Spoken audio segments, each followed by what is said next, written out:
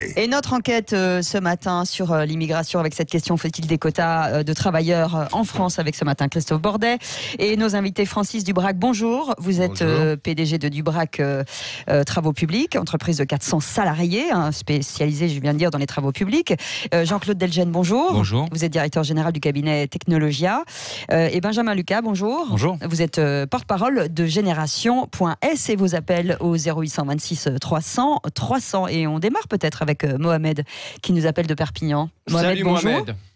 Oui, bonjour, merci de votre invitation. Voilà, je vous appelle pour les quotas. Je suis pas tellement d'accord. Je crois qu'on a assez de monde chez nous qui sont en souffrance, qui ont besoin de travailler et qui n'ont pas de formation. Je crois que c'est déjà former ces gens à partir de 45 ans. On nous dit on est âgé alors qu'on est appelé à changer plusieurs fois des métiers. Pourquoi pas former ces gens?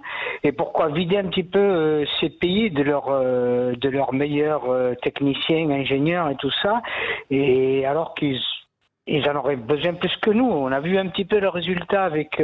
Encore faut-il qu'ils trouvent du travail dans leur pays, ce qui souvent n'est pas le cas aussi. Ben, écoutez, ça peut être le cas, peut-être, voilà, je vois, on vient de faire un accord de 13 milliards d'euros avec la Chine, pourquoi pas relancer la coopération méditerranéenne, comme il a été question à un certain moment, et puis pourquoi pas un transfert de technologie, puisqu'on le fait avec la Chine, pourquoi pas avec les pays autour de la Méditerranée, et travailler avec eux pour éviter, de toute façon, cette immigration, on l'aura. D'une manière ou d'une autre, avec le réchauffement de la planète. Non mais quand même, ces quotas, Mohamed, est-ce que c'est quand même pas une bonne solution une fois pour toutes? On sait bien qu'il y a plein de métiers en tension aujourd'hui en France, on n'arrive pas à trouver de salariés, de personnel, et là, on nous dit, ben voilà, des quotas par métier chaque année en France. C'est quand même peut-être la solution. Non, je ne pense pas que ce soit la solution. Revoyons un petit peu notre mode de formation, d'apprentissage. Revoyons un petit peu, regardez, on prend les étudiants, ils sortent de l'université, et on leur dit, vous n'avez pas de compétences. Et pourquoi pas faire une alternance entreprise et fac. Mais je pense que ça commence là. Ça existe déjà. Mais bon. Ça existe. Oui, non, mais pas assez, parce que... Vous voulez dire obligatoire peut-être? La rendre obligatoire et peut-être inciter les entreprises avec des aides à former ces jeunes. Regardez, la moitié des jeunes qui sortent de l'université, on leur dit, quand ils se pointent dans une entreprise, on leur dit, vous n'avez pas d'expérience. Mais commençons dès la première année. Commençons dès la première année de la fac. Merci Mohamed. On va commencer le débat avec nos invités qui sont ici autour de la table. Merci beaucoup de nous avoir appelés au 0826 300 300 et vous êtes les bienvenus. Évidemment, faut-il des quotas de travailleurs étrangers en France? Francis Dubrac, quel est votre sentiment, vous qui êtes un professionnel des travaux publics? Alors déjà, je fais la différence entre les métiers à prestation intellectuelle et les métiers manuels. Et dans les métiers manuels, je séparais ceux qui travaillent à l'intérieur et ceux qui travaillent à l'extérieur. Aujourd'hui, dans mon métier des travaux publics, dans une période où on va avoir 15 milliards de travaux sur la Seine-Saint-Denis, on ne trouve personne. J'ai lancé la création d'une classe de CAP de maçons de travaux publics. Je n'ai trouvé sur les 35 que 20 personnes dans tout le département qui voulaient venir faire la formation. Je complète cette formation de 15 migrants mineurs pour lesquels il y a des facilités d'intégration sur le territoire français. Je connais beaucoup de clandestins qui sont là depuis de longues années et qui ne peuvent pas avoir accès au travail. Parce qu'il faut 5 ans aujourd'hui pour être régularisé en France. Mais comment vous expliquez ça, pardon? Comment vous expliquez le fait que y ait pas que vous ne puissiez pas recruter? Est-ce que c'est un problème de pénibilité, de salaire? C'est quoi le problème? C'est un problème de découverte des métiers. Je pense qu'on a une éducation nationale qui vous trie. Vous êtes bon, vous irez dans les facs. Vous n'êtes pas bon, vous irez dans les CFA. Et on ne sait pas valoriser à la fois ces formations professionnelles et on ne sait pas non plus découvrir les nouveaux métiers du bâtiment et des travaux publics qui aujourd'hui se sont mécanisés, informatisés. Bien sûr, il y a encore on n'évitera pas la pluie, mais on n'est pas là dans la promotion du travail manuel. Non, mais la réalité quand même, c'est qu'il y a aussi beaucoup de gens qui ne veulent pas travailler. C'est ça la réalité en France. Il y a beaucoup de gens qui ne sont pas forcément des étrangers, mais qui ne veulent pas travailler. Écoutez bien, l'an passé, 150 000 postes n'ont pas trouvé preneur en France, à tel point que les recruteurs ont laissé tomber en cours de route. Ça veut dire, monsieur, ça veut dire que les gens ne veulent pas travailler, ou ça veut simplement dire que les formations ne sont pas adaptées, ou ça veut seulement dire qu'il y a aujourd'hui des gens qui n'acceptent pas par exemple, la première part d'un emploi, les formations, j'entends bien, qui mais rapporte quand on moins. nous dit, Mais vous pouvez pas dire que les gens n'aiment pas travailler. Il y a personne qui dans ce pays aime être dans la pauvreté. Il y a personne qui dans ce pays aime être dans la difficulté. Parce qu'il faut se lever de bonne heure, etc. Je suis désolé, c'est aussi une réalité. Vous savez ce qu'a dit ce matin d'ailleurs le président. Donc vous demain, si vous êtes par malheur envoyé sur radio, vous acceptez n'importe quel métier? Et pourquoi pas? Mais pourquoi pas? C'est plus simple à dire en théorie. Non mais attendez, il vaut mieux prendre un salaire divisé par deux. Avec un salaire divisé par deux. Il vaut mieux prendre un métier que rester au chômage à rien faire. Oui, il vaut mieux être en bonne santé que malade. Vous savez ce qu'a dit le patron de la CPME? Vous savez ce qu'a dit le patron de la CPME? Je vais juste vous parler de mon expérience personnelle. Il y a 5 ans, j'avais pas de travail. Je suis rentrée dans une boîte de prod et je faisais des cartons. Voilà, donc c'est possible. Je suis l'exemple à un salaire divisé par. D'accord, on n'est pas obligé de dire que les Français par nature ne veulent pas travailler, parce que vous avez aujourd'hui quand même beaucoup plus de situations de souffrance que de situations de gens qui refusent de travailler dans de bonnes conditions. Juste de dire que, puisque vous parlez à Christophe et que c'est un métier un peu particulier, et ben quand on a un métier un peu particulier et qu'on ne peut pas se renouveler ou faire autre chose, et ben il faut quand même. Il y a aussi des milliers de nos compatriotes qui n'ont pas le choix. Bien sûr, mais je suis d'accord avec vous. C'est ce que je voulais dire. Si je peux parler, ce qu'a dit le patron de la CPME ce matin, c'est quand même assez intéressant. Ce dont on a besoin, c'est de gens qui ont envie de travailler. C'est pas moi qui le dis, c'est le patron de la CPME qui le dit ce matin. Oui, mais il m'arrive de pas être d'accord avec le patron de la CPME. Donc il y a un problème en France. Il y a des gens qui n'ont pas envie de travailler. Moi j'en connais, vous savez, des jeunes qui ont une formation, qui ont un BTS, etc. et qui aujourd'hui préfèrent rester chez eux, chez les parents, à rien faire. Je peux vous dire que je peux vous en sortir plein. C'est un peu caricatural. Non, c'est pas caricatural. Non, c'est pas caricatural. Il faut se balader un peu, aller voir les gens et vous verrez. Voilà. En tout cas, la suite de notre débat qui est bien, ça mousse un petit peu ce matin. Oui. Ouais, 0826 300 300. Vous pouvez nous appeler bien sûr par l'Ouvroy sur Sud Radio. On est ravis de vous avoir en ligne. On vous attend. Restez avec nous. On revient dans un instant. Il est 9h29.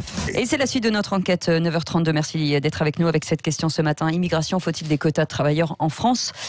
C'est assez partagé sur les réseaux sociaux ça ce donne matin quoi, sur alors Twitter et Facebook. C'est aux alentours de 54% de oui. Ouais. Donc c'est pas vraiment tranché quand même. Bon. Francis Dubrac, PDG de Dubrac Travaux Publics, entreprise de 400 salariés spécialisés dans les travaux publics, est toujours avec nous. Jean-Claude Delgen, directeur général du cabinet Technologia. Benjamin Lucas, porte-parole de Génération, le mouvement de Benoît Hamon. Alors moi, je voulais vous poser une question. Tiens, Jean-Claude Delgen, oui. Ces quotas, d'abord, c'est bien, c'est pas bien. Est-ce que ça va restreindre ou est-ce que ça va ouvrir les vannes, si je puis dire, de l'immigration? Déjà, le terme quota, moi, me pose problème. Pourquoi? Parce que c'est un terme qui, quelque part, a une symbolique un peu négative. Et moi, je suis assez légaliste. Si on prend c'est peut-être pour envoyer un message politique aussi, le terme quota.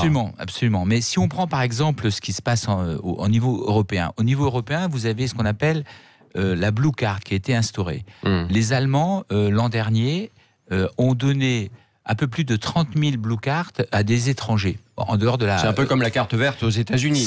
C'est la concurrence, c'est l'équivalent de la carte verte. Donc, on pourrait très bien, sans se poser trop de questions sur la question des quotas qui renvoie donc à des limitations quantitatives, qui renvoie à une notion un peu péjorative, instaurer ce régime de la Blue Card en France, en particulier pour certaines professions, ça a été dit tout à l'heure par M. Dubrac, qui en fait sont vraiment importantes pour nous, par exemple dans le domaine de l'informatique, dans le domaine de l'ingénierie plus globale, des biotechnologies, on forme nous 60 à 70 000 ingénieurs chaque année en France. On n'a pas la possibilité vraiment d'en former plus avant longtemps.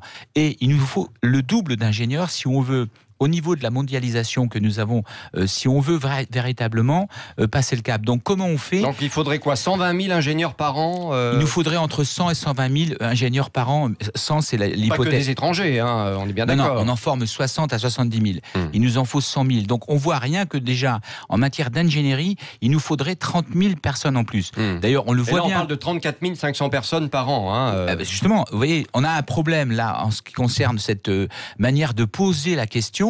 La manière de poser la question est très négative. En fait, alors qu'on a besoin, nous, moi j'ai travaillé à l'étranger, j'étais très content de pouvoir travailler à l'étranger. Je ne vois pas pourquoi des gens qui sont très formés ne pourraient pas venir travailler en France. D'ailleurs, vous me donnez le micro et j'en suis très heureux. Ça montre une chose aujourd'hui, ce débat, c'est que l'immigration en France est une richesse pour le pays.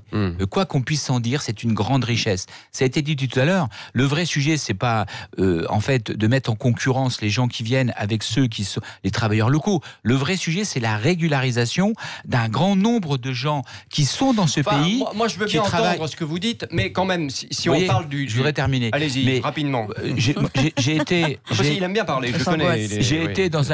J'ai visité il n'y a pas très longtemps, soyons concrets, les pieds dans la glaise. Je suis allé visiter un chantier dans le cadre de mon travail, dans le 10e arrondissement, un énorme chantier conduit sous l'égide d'une grande banque.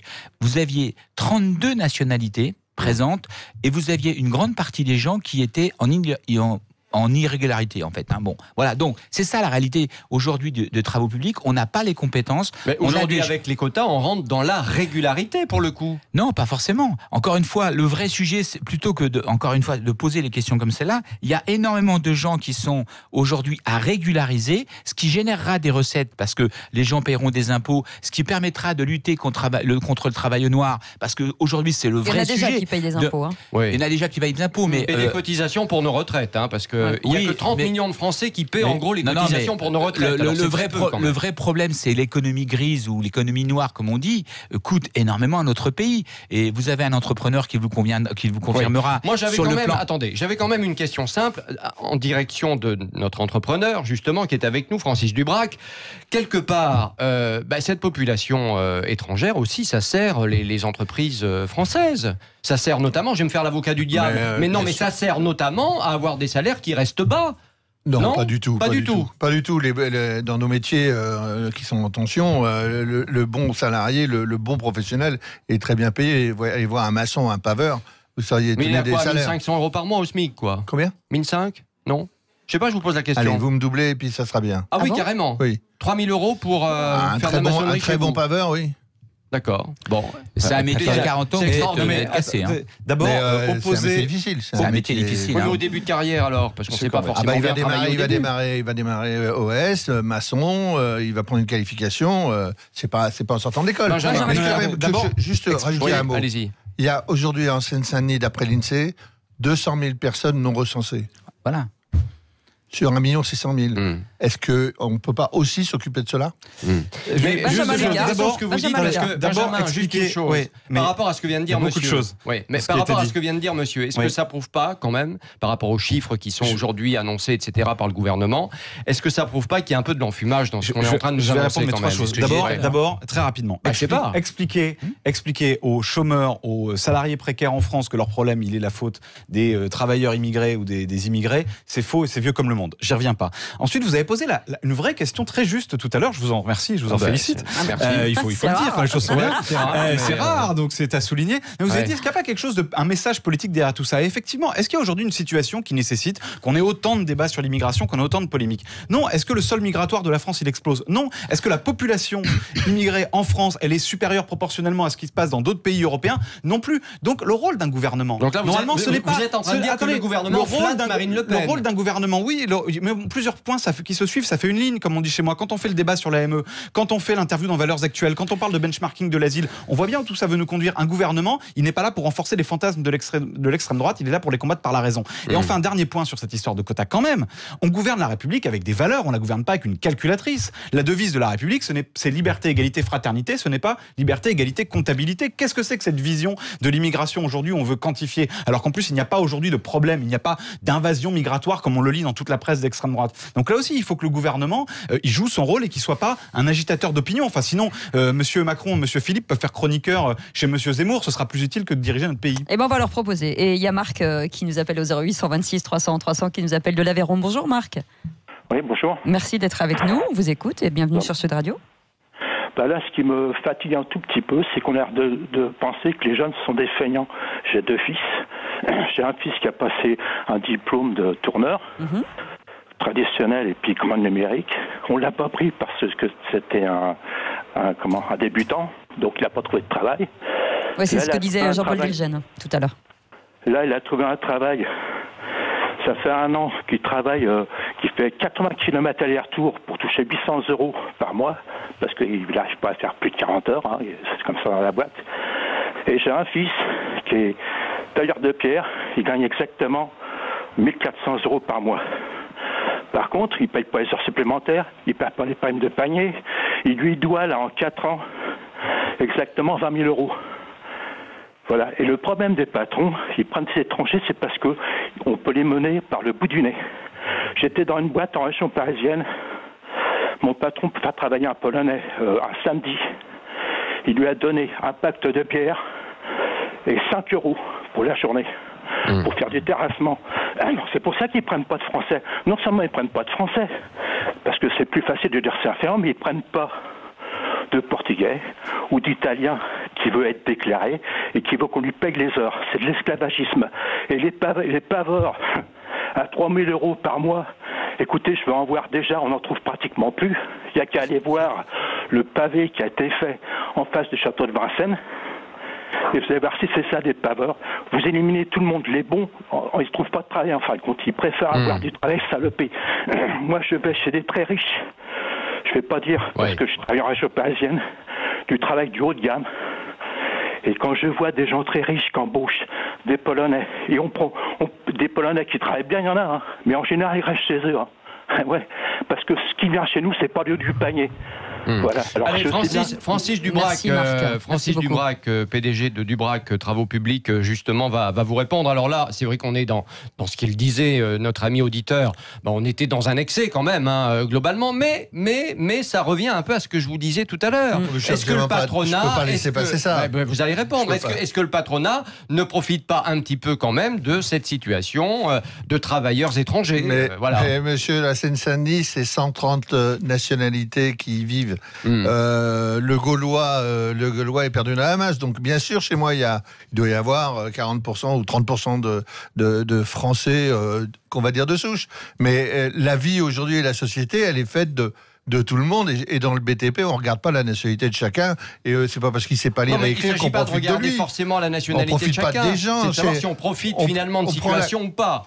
Mais on profite pas. Mais les meilleurs aujourd'hui qu'on peut trouver sur le marché, ce sont malheureusement les jeunes migrants qui ont payé 5 000 € pour traverser la Méditerranée, qui ont envie de gratter, qui ont envie de bouffer, qui ont envie d'avoir des papiers, qui ont envie de s'installer parce qu'ils en ont rêvé, ils ont failli mourir. On n'arrête pas de nous dire qu'il faut que les gens soient formés. Ces gens-là sont pas forcément formés pour devenir paveurs. Est-ce que c'est aussi encore à l'entreprise d'assumer le rôle des formations? Il y a des systèmes éducatifs, il y a des CFA. Et quand est-ce qu'on va faire découvrir nos métiers? Quand est-ce qu'on va venir me voir? Est-ce que vous savez que j'ai jamais vu un agent de Pôle emploi chez moi? Je suis en plein milieu des quartiers. Personne n'est jamais venu me demander si j'avais du boulot. Oui.